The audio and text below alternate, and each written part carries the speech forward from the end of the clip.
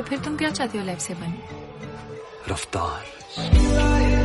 मैं उड़ना चाहता हूँ ना, दौड़ना चाहता हूँ, गिरना भी चाहता हूँ, बस रुकना नहीं चाहता। इस तरह के फिल्मी डायलॉग तो आपने हमेशा ही सुने होंगे, मगर क्या कभी आपने किसी ऐसे ट्रैवलर के बारे में सुना है जिसने आर्मी से भागकर अपने पैशन को फॉलो करते हुए विश्व की सबसे प्राचीनतम सभ्यताओं में से एक को खोज निकाला हो?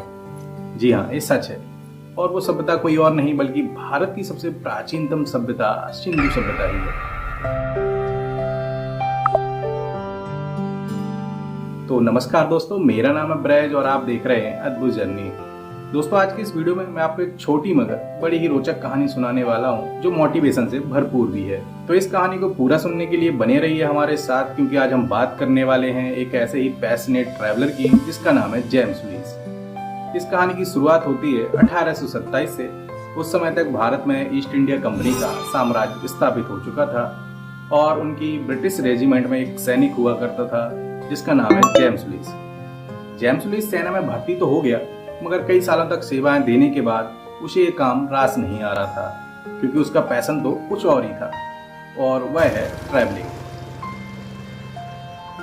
मगर ट्रैवलिंग जैसे पैशन के लिए प्रोफेशन को छोड़ देना, ये बात तब तक अधूरी सी लगती है जब तक कि उसका कोई आर्थिक पहलू भी ना हो। इस कहानी का भी एक दूसरा पहलू है। जेम्स लुईस को ट्रैवलिंग करने के साथ साथ पुराने सिक्कों के कलेक्शन का काफी शौक था। आर्मी में रहने के दौरान उसने भारत में छिपे हुए खजानों के कई सारे किस्से सुन रखे थे, जिससे वह काफी हद तक प्रभावित भी था। फिर क्या, अपने इसी पुराने सिक्कों के कलेक्शन को शौक को, या कहें खजाने की खोज और अपने ट्रैवलिंग के पैशन को पूरा करने के लिए जेम्स लुईस अपने एक सहयोगी के साथ आर्मी से चुपचाप भाग निकलता है। आर्मी से भागने के बाद अपनी पहचान छुपाने के लिए चार्ल्स मैसन के नाम से लगभग 2 वर्षों तक भारतीय उपमहाद्वीप का चक्कर लगाते हुए सन 1829 में वह पंजाब प्रांत के साहिवाल नामक स्थान पर पहुंच जाता है। पिछले 2 वर्षों के दौरान उसने अपनी यात्रा में भारत के कई अलग अलग जगहों पर खुदाई करके हजारों की संख्या में सिक्के प्राप्त किए थे, मगर साहिवाल पहुंचने के बाद उसकी जिंदगी में एक नया अध्याय जुड़ने वाला था।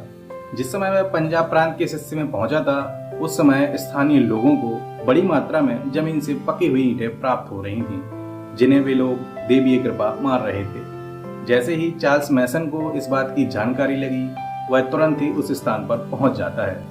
और जब उसने पहली बार हड़प्पा के खंडरों को देखा, तब उसे इस बात का एहसास भी न था कि यह कितने पुराने हो सकते हैं। यह शहर कब बसा और कब उजड़ गया, इसके बारे में स्थानीय लोगों को भी कोई विशेष जानकारी नहीं थी। इतिहास में रुचि होने के कारण जेम्स लुईस ने इस स्थान के बारे में जानकारी प्राप्त करके कई सारे नोट्स भी तैयार किए और इन खंडरों के स्केच भी बनाए थे। इन स्केच को बनाते समय जेम्स लुईस को इस बात का आभास भी न था कि उसने लगभग 5000 साल पुरानी किसी सभ्यता को खोज निकाला है। जिन खंडरों को वह देख रहा है वह कुछ और नहीं बल्कि हजारों साल पुराने, या कहें विश्व की सबसे प्राचीन नगरों के खंडर हैं। पंजाब प्रांत के इस हिस्से में कुछ समय व्यतीत करने के बाद वह अपनी यात्रा में आगे बढ़ता गया, और जब वह अपनी यात्रा पूरी करके इंग्लैंड पहुंचा तो उसके पास लगभग 50,000 से अधिक सिक्के और ऐतिहासिक महत्व की कई सारी वस्तुओं के अलावा एक प्राचीन सभ्यता का रहस्य भी था।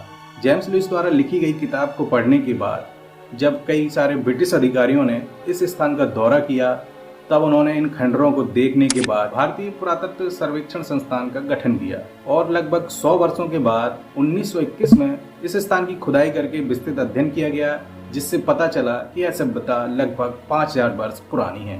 यह सभ्यता सिंधु नदी के किनारे होने के कारण जिसे सिंधु सभ्यता का नाम दिया गया, और इस सभ्यता का सबसे प्राचीन शहर हड़प्पा और फिर मोहनजोदड़ो की खोज की गई, जो 2 बड़े नगर थे। 1921 से लेकर अभी तक लगभग 100 वर्षों के विस्तृत अध्ययन के बाद भी इस सभ्यता के कई सारे रहस्य बरकरार हैं, जैसे कि उन लोगों की भाषा क्या रही होगी और विश्व की सबसे प्राचीन और इतनी बड़ी सभ्यता का पतन अचानक से कैसे हो गया।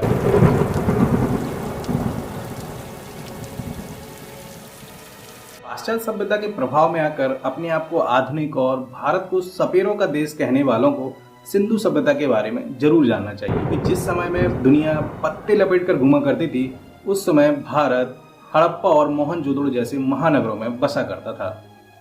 दोस्तों, आपको हमारी ये कहानी कैसी लगी कमेंट करके जरूर बताइए। मिलते हैं किसी दूसरी कहानी के साथ, तब तक के लिए नमस्कार।